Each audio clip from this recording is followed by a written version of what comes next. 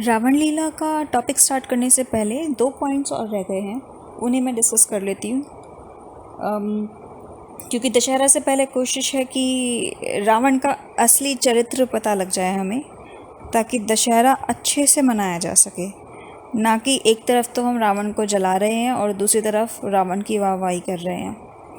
Okay, सो इस video में 2 topics रहेंगे। पहला एक स्टोरी आती है रामायण में इंद्र और अहिल्या की, कि इंद्र ने किस तरीके से अहिल्या के साथ अलग 2 वेज में एक्सप्लेन किया जाता है। उस एक में कहा जाता है कि अहिल्या ने अपनी मर्ज़ी से इंद्र के साथ वो टाइम स्पेंड किया था, और दूसरे में कहा जाता है कि अहिल्या को पता ही नहीं था कि जो इंद्र हैं वो उनके पति का वेश धारण करके आए हैं।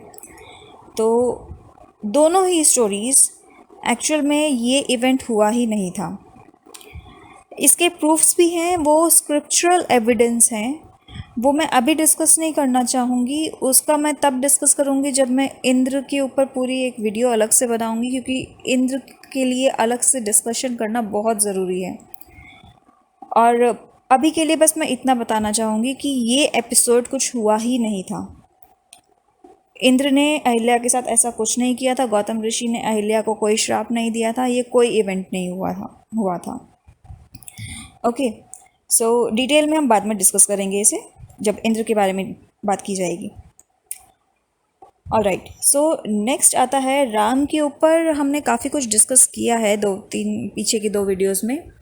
आगे के जो क्वेश्चंस राम के ऊपर आते थे, जो मैंने भी बचपन में किया था, मेरे आसपास के लोग जो राम को बहुत पूछते थे।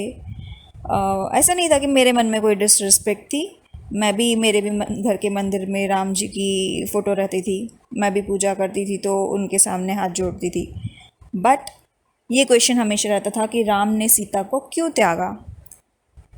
एक तो इतना कुछ उसके लिए किया, सीता के लिए पूरी लंका को ख़त्म कर दिया, पूरे रावण को ख़त्म कर दिया। उसके बाद घर लाने के बाद, वापस से अयोध्या लाने के बाद उसे छोड़ दिया, और वो भी एक धोबी के कहने पर। ये क्या बात हुई?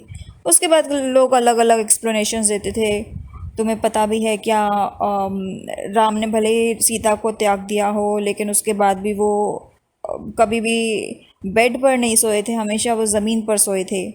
And I was a child back then, और तब मैं उस टाइम पर भी मैं ये कहती थी, तो क्या फ़र्क पड़ता है?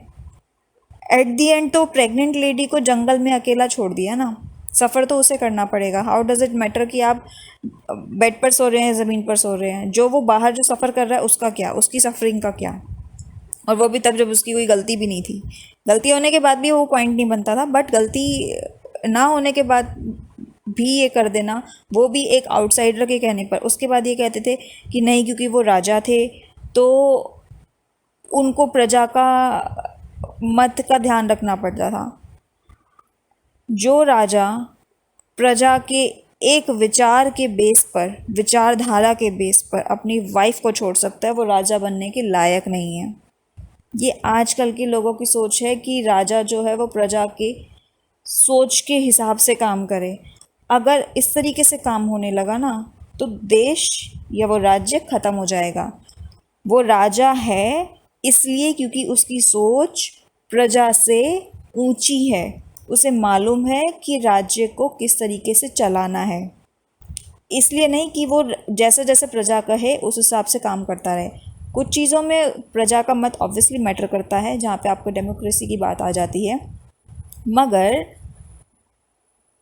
ऐसी प्रजा जो अपनी रानी के ऊपर लालछन लगाए, जो दोष लगा सकती है, इस तरीके के भद्दे विचार रख सकती है, वो बाकी की सोसाइटी की फीमेल के लिए किस तरीके की सोच रखेगी?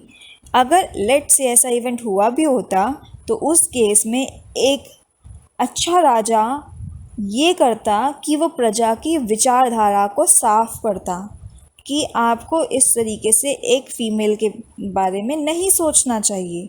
और उसके लिए जो भी डिस्कशंस बनते, चाहे वो ब्राह्मणों को बुलाकर उनसे डिस्कशन करवाता, या फिर किसी भी तरीके से उनकी नॉलेज को बढ़ाता, उनके मन की मलिनता को ख़त्म करने का काम करता है एक अच्छा राजा, ना कि अपनी बीवी को भगा देता। ठीक है। तो ये क्वेश्चन, ये एक्सप्लेनेशन कभी भी मुझे डाइजेस्ट नहीं होती थी। दूसरा एक और चीज़ आती थी कि राम ने एक शूद्र जिसका नाम शंभुक था उसका वध कर दिया था, क्योंकि ये कहा गया था कि एक शूद्र के तपस्या करने की वजह से एक ब्राह्मण के बच्चे की डेथ हो गई है। तो वो राम के पास आता है रोता हुआ कि ऐसा हो रहा है, तो राम जाके शूद्र का वध कर देते हैं। अब जो लोग, आपने आई होप वर्ण व्यवस्था पर जो मैंने पूरा डिस्क्रिप्शन दिया है कि एंशियंट टाइम में, वैदिक टाइम में एक्चुअल में वर्ण व्यवस्था कैसी थी और वर्णों का एक्चुअल मीनिंग क्या था, उससे आपको पता लग गया होगा इस कहानी में कुछ तो झोल है। It's not the actual story, ये हो ही नहीं सकता, क्योंकि शूद्रों का के लिए इस तरीके से सोच विचार थे ही नहीं उस टाइम पर। ये रीसेंट टाइम में आया है, अगर आया भी है तो। सो अब आया है पीछे, वो भी स्लोली स्लोली आया था। कुछ सेक्शन सोसाइटी के कुछ सेक्शन में था, कुछ में नहीं था। इस तरीके से वो फ्लो हुआ और धीरे धीरे बढ़ता चला गया, बट उस टाइम पर नहीं था। तो वहाँ पर भी ये क्वेश्चनेबल हो जाता है। सो इनके आंसर क्या है? इनका सिंपल सा एक लाइन में आंसर है। ये सारी जो स्टोरीज़ हैं ये सारी आती हैं उत्तरकांड में। रामायण में 7 कांड हैं। जो हमने तुलसीदास जी की रामायण पढ़ी है, रामचरितमानस, ठीक है, 2 ही रामायण की मैं बात कर रही हूँ। और एक्चुअल जो रामायण है वो है वाल्मीकि जी की रामायण। वाल्मीकि रामायण में सिर्फ 6 कांड है, उसमें उत्तरकांड है ही नहीं। वाल्मीकि रामायण में जब राम और सीता लक्ष्मण वापस से अयोध्या आते हैं, उनका वापस से उनका राज्याभिषेक होता है। आने के बाद पूरा सत्कार सम्मान होता है और वहाँ पर रामायण बाय वाल्मीकि ख़त्म हो जाती है। इवन एंड में एक स्टेटमेंट भी आती है, जैसे आपने हनुमान चालीसा या हमारे जितने भी जैसे हमारे ओम जय जगदीश, इस तरीके के भजन या ये सब जो है, इनके एंड में एक स्टेटमेंट इस तरीके से आती है कि जो इसे पढ़ेगा उसका उद्धार होगा। उसको लेकर अलग अलग तरीके की स्टेटमेंट्स आती है, हर जगह पे मिलेगी आपको। जो 7 बार पाठ कर कोई छूटी बंदी महासुख होई, जो यह पढ़े हनुमान चालीसा होई सिद्धि साखी गौरी सा, ये लास्ट की लाइन्स हैं। सिमिलरली आपको ओम जय जगदीश हरे में, उसमें भी जाओगे, उसमें भी सिमिलर एंडिंग मिलेगी। और कोई भी आप, ये एक पैटर्न है किसी भी, जो भी इस तरीके की स्क्रिप्चर्स या ये जो भी एक सुंदर काव्य रहते हैं या सुंदर कोई भी राइटिंग रहती है, एंड में इसी तरीके से कहते हैं, जिसको पढ़ने से ज्ञान में वृद्धि या फिर किसी भी तरीके की इवोल्यूशन होता है ह्यूमन लाइफ में, उसके एंड में यही स्टेटमेंट्स लिखी जाती है। एक पैटर्न चलता आ रहा है। वो लास्ट की स्टेटमेंट वाल्मीकि जी ने राज्याभिषेक के बाद लिखी है कि जो इसे पढ़ेगा, इस रामायण को पढ़ेगा, उसका बेनिफिट होगा। तो उसके बाद कुछ लिखने का कोई सेंस बनता ही नहीं था। ये पूरा उत्तरकांड दैट इंक्लूड्स लवकुश सीता का जंगल में छोड़ना, धोबी का पहले वो इंसिडेंट, फिर सीता को जंगल में छोड़ देना प्रेगनेंसी के टाइम पर, फिर लवकुश का जन्म होना, लवकुश का वापस आकर पूरा वो जो इंसिडेंट होता है जहाँ पर वो अपनी पूरी कहानी सुनाते हैं वाल्मीकि जी ने, जो उन्हें नरेट की होती है वो कहानी उन्हें सुनाते राम जी को, वो नरेशन, प्लस राम जी का सीता जी की सोने की मूर्ति के साथ बैठकर यज्ञ करना और शंभुक वध, ये सारी की सारी स्टोरीज जो हैं सब मिलावटी हैं। इनमें से कुछ भी नहीं हुआ था, ये सब डाली गई हैं। आप अगर ध्यान देंगे ना, बाकी के जो 6 कांड है उसके अंदर भी कुछ कुछ जगहों पे राम के लिए नेगेटिव लिखा है, बट उत्तरकांड एक ऐसा है जिसमें सारी की पूरी इमेज इन राम की डाउन कर दी गई है।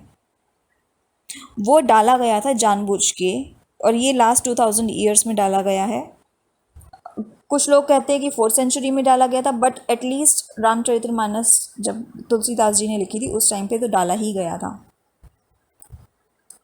तो ऐसा कोई इंसिडेंट नहीं हुआ था, ना ही इंद्र और अहिल्या का ऐसा कुछ ख़राब चीज़ हुई थी, कोई ऐसा इंसिडेंट हुआ था। मैं बोलना भी नहीं चाहती, I don't want to use such words. इस तरह का कोई इवेंट नहीं हुआ था, और ना ही राम जी ने सीता जी को कभी छोड़ा था।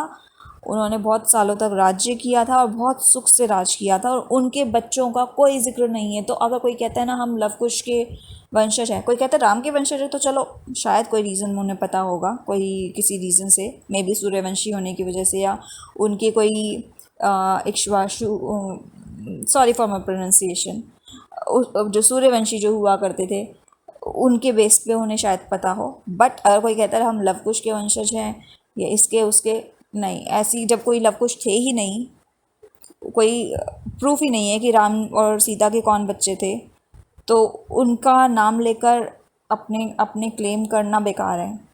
ऐसा कुछ नहीं हुआ था। ठीक है, सो आई होप इन 3-4 वीडियो से आपको एटलीस्ट ये पता लग गया होगा कि राम के बारे में जो ख़राब चीज़ें डाली गई हैं, कितना कुछ मिलावट किया गया है। कोई ऐसे ख़राब चीज़ें नहीं हुई थी। राम मर्यादा पुरुषोत्तम थे, महामानव थे, इसीलिए वाल्मीकि जी ने, और एक और रीज़न है कि क्यों पूरी रामायण लिखी गई, त्रेता युग में अकेले राम जी की ही कहानी है जो पॉपुलर है। त्रेता युग इतना बड़ा था, उसमें इतने सारे लोग हुए होंगे, वाई ओनली राम? उसका रीज़न जो मैं लास्ट वीडियो बनाऊंगी उसके अंदर आएगा। बट जो उनकी हायर क्वालिटी थी, उनकी वजह से वाल्मीकि जी ने उनकी स्टोरी लिखी थी। अगर इस तरह का कोई इंसान होता जो इस तरीके के डिसीजन ले रहा होता जो हमें बताए गए हैं, तो वाल्मीकि जी कभी लिखते ही नहीं। वाल्मीकि जी बहुत बड़े ज्ञानी थे, मैं बता चुकी हूँ, वो डाकू नहीं थे, बहुत बड़े ज्ञानी थे। और अगर ज्ञानी पुरुष किसी के बारे में लिख रहा है, किसी के बारे में बात भी कर रहा है ना, तो बहुत बड़ी बात होती है। दैट मीन्स उसके अंदर कोई बहुत ही ज़्यादा गुण होंगे और बाकी लोगों से ज़्यादा गुण होंगे, सद्गुण होंगे, तभी उसके बारे में लिखा जा रहा है। वो राम थे। ठीक है, सो वो लोग जो कहते हैं राम ने ये किया इसलिए राम जैसा पति नहीं चाहिए, आप बहुत बड़ी गलती कर रहे हैं। आप समझिए राम जी कितने महान थे, उनकी पूरी स्टोरी को समझिए। और रावण को जो कह रहे हैं रावण जैसा भाई होना चाहिए, अभी मैं बताऊंगी रावण क्या था, फिर सोचिएगा आप क्या बोल रहे थे कि ऐसा भाई चाहिए आपको सच्ची। ठीक है, वो हम नेक्स्ट वीडियो में बात करेंगे।